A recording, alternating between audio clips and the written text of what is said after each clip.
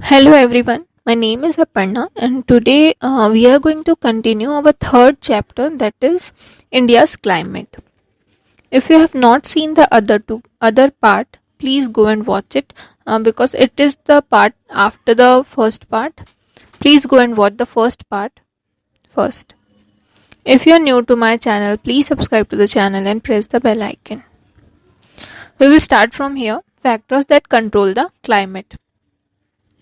The Earth's surface is very vast and varied. There are continents and oceans. The surface of the continents is not the same everywhere. Some places are very high, some places have high mountains, some have plains, some places have dense forests, some have vast deserts. The oceans are also not evenly spread across the Earth's surface. Water covers 39% of the northern hemisphere and 81% of the southern hemisphere. This surface differences influence the process of heating and cooling of the atmosphere. This uneven heating and cooling of the atmosphere is what controls the climate. The main causes of climatic variation in the Indian subcontinent are the following. ठीक है, देखिए यहाँ पर क्या बोल रहा है कि अर्थ का जो सरफेस है वो क्या है, बहुत बड़ा है और वेरिड है, मतलब हर जगह पे अलग अलग चीज़ें हैं। ठीक है, कई जगह पे आपको कॉन्टिनेंट्स मिलेंगे, कहीं पर आपको ओशंस मिलेंगे। जो सरफेस है, अर्थ का जो सरफेस है वो क्या है, हर जगह सेम नहीं है, हर जगह पर अलग अलग है। जैसे एग्जाम्पल के तौर पे अगर आप कहीं रहते हैं तो ज़रूरी नहीं है कि जो वहाँ का लेवल होगा वो क्या होगा, सेम ही होगा। हो सकता है आप थोड़े से दूर में जाएंगे तो जो लेवल है वो ऊपर हो जाए या फिर बहुत ज़्यादा नीचे हो जाए। तो इसी तरीके से क्या है, पूरे अर्थ का जो सरफेस है वो एक जैसा नहीं है। कहीं पर आपको माउंटेन्स देखने को मिलेंगे, कहीं पर फॉरेस्ट देखने को मिलेगा, कहीं डेजर्ट्स हैं। हर जगह पे क्लाइमेट भी अलग अलग है और साथ में ही जो सरफेस है वो भी क्या है, अलग है। वाटर जो है वो करीब 39%, ठीक है, हमारा जो अर्थ है उसका 39% वाटर जो है वो नॉर्थन हेमिस्फीयर में है और 81% जो वाटर है वो साउथर्न हेमिस्फीयर में है। ये जो वाटर कंटेंट है वो क्या करता है, हीटिंग के प्रोसेस में और कूलिंग के प्रोसेस में हमारे एटमॉस्फेयर को हीट करने के लिए या फिर कूल करने के लिए, गर्म करने के लिए या ठंडे करने में क्या है, इंक्लूड होता है। ठीक है, ये जो प्रोसेस है वो इसमें बहुत ज़्यादा इन्फ्लुएंस करता है कि कहाँ पर कितना पानी है। ये सारी चीज़ें क्या करती है, बहुत ज़्यादा वेरी करती हैं और जिसकी वजह से जो हमारा क्लाइमेट है उसमें हीटिंग कूलिंग का जो प्रोसेस है वो होता है। ये जो अनइवन हीटिंग और कूलिंग का जो प्रोसेस है उसी को क्या बोला जाता है, क्लाइमेट। ठीक है, व्हाट कंट्रोल्स द क्लाइमेट, यही जो हीटिंग और कूलिंग एटमॉस्फेयर जो है वही क्या करता है, कंट्रोल करता है हमारे आसपास के एनवायरनमेंट को, हमारे आसपास के क्लाइमेट को। ठीक है, ये यहाँ पर आपको कुछ मेन कॉसेस दिए हुए हैं क्लाइमेटिक वेरिएशंस के, इसको अब हम लोग देखेंगे। पहला है लैटिट्यूडनल पोजीशन, सेकंड है altitude, third difference from the sea, fourth air pressure, fifth the Himalayan range and sixth human factors. First हम लोग लैटिट्यूडनल पोजीशन को पढ़ेंगे। The sun rays falls vertically on the equator throughout the year. As we move from the equator to the poles, the sun rays spread over a large area on the Earth's surface because the Earth is spherical. So the heat energy received per unit area becomes lesser as we move away from the equator. As a result, the temperature is lower. Thus, the distribution of the sun's heat depends on the latitude. The temperature is highest near the equator and the lowest near the poles. देखिए यहाँ पर क्या बोल रहे हैं,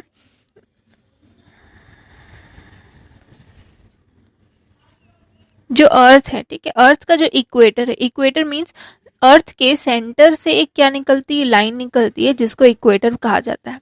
सभी को पता है कि इक्वेटर के पास में क्या है, जो सन रेज हैं वो बहुत ज़्यादा पड़ते हैं, जिसके कारण से इक्वेटर के आसपास का जो एरिया रहता है वो क्या रहता है, बहुत ज़्यादा गर्म रहता है। जैसे जैसे हम लोग ऊपर में या फिर नीचे मूव करेंगे, अर्थ के सन रेज जो रहते हैं वो क्या होते हैं, धीरे धीरे कम होते जाते हैं, जिसकी वजह से जो गर्मी है, जो वार्मथ है या आप बोल सकते हैं जो सन रेज है वो कम होती है, जिसकी वजह से वहां पर गर्मी भी कम होती है। ठीक है, सबसे कम रोशनी जो है वो आपकी क्या है, नॉर्थ पोल और साउथ पोल में पड़ती है, जिसकी वजह से वहां पर क्या है, हमेशा बर्फ जमी रहती है। ठीक है, ये सबसे हॉटेस्ट कहाँ पर रहता है, तो सबसे हॉट रहता है आपका इक्वेटर के पास में। जैसे जैसे हम लोग नीचे जाएंगे या फिर ऊपर इक्वेटर के ऊपर जाएंगे, तो वहां पर जो मौसम है या फिर बोल सकते हैं वहां का जो सन रेज है वहां पर डायरेक्टली नहीं पड़ता है, थोड़ा सा कम हो जाता है, जिसकी वजह से वहां पर गर्मी कम पड़ती है।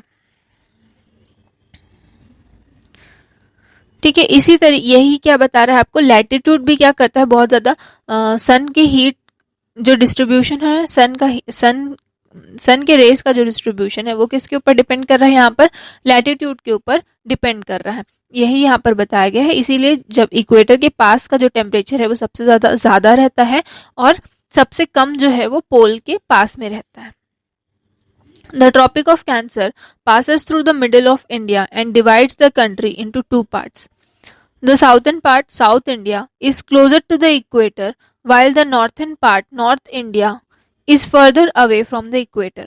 This is why South India experiences tropical heat throughout the year, while North India is very hot during summer and very cold during winter. ठीक है, अब यहाँ पर आपको ये वाले इस पैराग्राफ में क्या है, इंडिया के बारे में बताया है कि जो ट्रॉपिक ऑफ कैंसर है वो क्या करता है, पास करता है इंडिया के मिडिल से। कहाँ से पास करता है, इंडिया के मिडिल से पास करता है, जिसकी वजह से जो हमारी कंट्री है वो दो पार्ट में, दो अलग अलग पार्ट में क्या हो गई है, बट जाती है। एक नॉर्थ इंडिया और दूसरा है आपका साउथ इंडिया। जो इक्वेटर है, ठीक है, जो इक्वेटर है वो आपका साउथ इंडिया के पार्ट में पड़ता है, जिसकी वजह से साउथ इंडिया क्या है, हमेशा ट्रॉपिकल हीट वहां पर फेस करता है। साउथ इंडिया में क्या रहता है, वहां पर बहुत ज्यादा ट्रॉपिकल हीट रहती है पूरे थ्रू आउट द ईयर में। और नॉर्थ इंडिया जो है वो क्या रहता है, सिर्फ समर में ही ज्यादा हॉट रहता है और विंटर पे कोल्ड रहता है। मतलब यहाँ पर आपका जो नॉर्थ इंडिया का जो क्लाइमेट है वो क्या करता है, वेरी करता है, लेकिन क्योंकि साउथ इंडिया जो है वो इक्वेटर के पास में है, तो वहाँ का जो क्लाइमेट है वो ज्यादातर हॉट ही रहता है। सेकेंड देखिए, altitude. As we move higher from the earth's surface, the temperature falls. The atmosphere is heated by the earth radiation, the heat of the sun reflected from the earth's surface. The lower part of the atmosphere closer to the earth's surface is heated more by this radiation than the upper part. The water vapor, dust particles, and gases present in the lower layer of the atmosphere absorb the earth's radiant heat. So the temperature near the surface of the earth is higher. Because the upper layer does not have these particles, its temperature is much lower. The temperature falls by 1 degree centigrade on average for every 165 meter of height. अब यहाँ पर जो second चीज जो है वो बहुत जो वेरी, जिसकी वजह से जो क्लाइमेट है वो वेरी करता है, वो है एल्टीट्यूड। एल्टीट्यूड क्या है यहाँ पर, अर्थ का जो मतलब सरफेस से कितने हाइट पर कोई भी चीज जो है वो सिचुएटेड है। जैसे कि कोई सिटी है वो नॉर्मली सरफेस पे है या फिर माउंटेन रेंज पे, ये क्या करता है, एल्टीट्यूड। मतलब यहाँ पर आपको बताया जा रहा है कि हाइट के बारे में, हाइट के ऊपर भी क्या करता है, डिपेंड करता है। ठीक है, हाइट के ऊपर डिपेंड करता है। यहाँ पर अल्टीट्यूड मीन्स क्या है, हाइट। अब जैसे जैसे हम लोग क्या है ऊपर जाएंगे, जैसे जैसे अर्थ के सरफेस से क्या है हाइट मेजर किया जाएगा, तो ऊपर जैसे कि आपका क्या है, जैसे कि माउंट एवरेस्ट है, ठीक है। अगर आप माउंट एवरेस्ट पे जाएंगे तो वहां पर आपको क्या मिलेगा, ज्यादा ठंडी आपको ज्यादा क्या लगेगी, ठंड लगेगी। वहां पर क्या है, एरिया जो है ऊपर जाते रहे तो क्या हो जाता है, जो एयर है वो बहुत ज्यादा डेंस होने लगता है, जिसकी वजह से वहां पर ठंड पड़ती है और गर्मी, मतलब वहां पर ज्यादा बहुत ज्यादा गर्म नहीं पड़ता। कहने का मतलब यहाँ पर यह है कि एल्टीट्यूड की वजह से, हाइट की वजह से क्या होता है, चेंजेस आते हैं हमारे क्लाइमेट में। और किस किस चीज से आते हैं, वाटर वेपर हो गया, dust particles, gases present in lower layer of the atmosphere. ठीक है, ये सब की वजह से भी क्या होता है, एटमोस्फियर में, हमारे एटमोस्फियर में क्या होता है, चेंजेस आते हैं क्लाइमेट की वजह से। क्लाइमेट भी क्या होता है, चेंज होता है। अगर अर्थ के पास वाला अर्थ के पास में सरफेस अगर बहुत ज़्यादा हीट है तो उसके आसपास का जो एयर है वो भी क्या रहेगा, बहुत ज़्यादा हीटेड रहेगा। तो वहाँ पर लोगों को क्या है, गर्मी लगेगी। जैसे ही अगर वो माउंटेन पे पहुंच जाता है, माउंटेन पे कि कोई अगर कोई सिटी है वो माउंटेन पे है, तो वहाँ पर हो सकता है क्या हो, अर्थ सरफेस से लेवल थोड़ा ज़्यादा हो जाता है, जिसकी वजह से वहाँ पर थोड़ी एक नॉर्मल टेम्परेचर हो, बहुत ज़्यादा गर्मी भी ना हो, बहुत ज़्यादा ठंड भी ना हो, या हो सकता है ठंड वहाँ पर बहुत ज़्यादा हो। ठीक है, अगर कहीं भी आप जाएंगे तो एक सी, अगर कोई एक ओशन के पास वाले एरिया पे जाएंगे तो वहाँ का एटमोसफियर क्या रहता है, अलग रहता है। अगर आप किसी दूसरी सिटी में जाएंगे जो कि एक नॉर्मल हाइट पर है तो वहाँ का टेम्परेचर अलग होगा। और अगर किसी हिली रीजन पे जाते हैं जहाँ पर माउंटेन्स हैं, हिल्स हैं, तो वहाँ का टेम्परेचर क्या है, अलग अलग होता है, वेरी करता है। देखिए क्या बता रहा है, जो टेम्परेचर है वो करीब 1 डिग्री सेंटीग्रेड क्या होता है, एवरेज यहाँ पर बताया है 1 डिग्री सेंटीग्रेड हर 165 मीटर ऑफ हाइट में क्या होता है, चेंज होता है।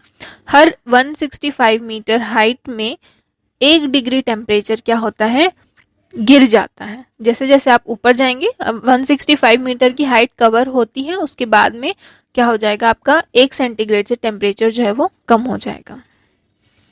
As we climb to higher altitudes, the air becomes more rarefied, less dense. The air near the Earth's surface is heated more by the Earth's radiation than by the direct rays of the sun.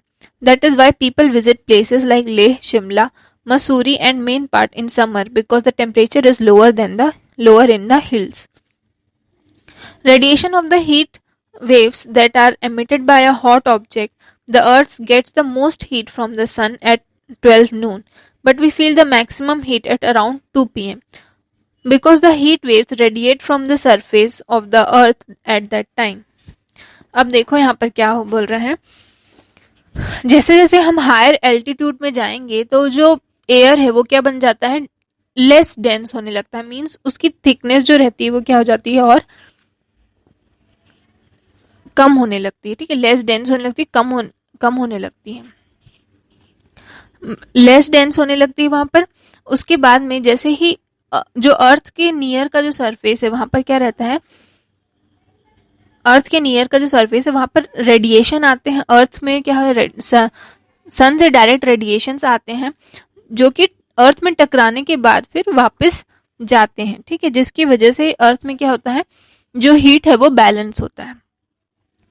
और क्योंकि जब गर्मी का time रहता है तो अर्थ के जो सन रेडिएशन है वो डायरेक्ट पड़ते हैं, इसीलिए लोग यहाँ पर क्या है, ज़्यादातर दूसरी जगह जाना पसंद करते हैं जहाँ पर क्या है, ठंडा एनवायरनमेंट हो। ठीक है, ठंड हो।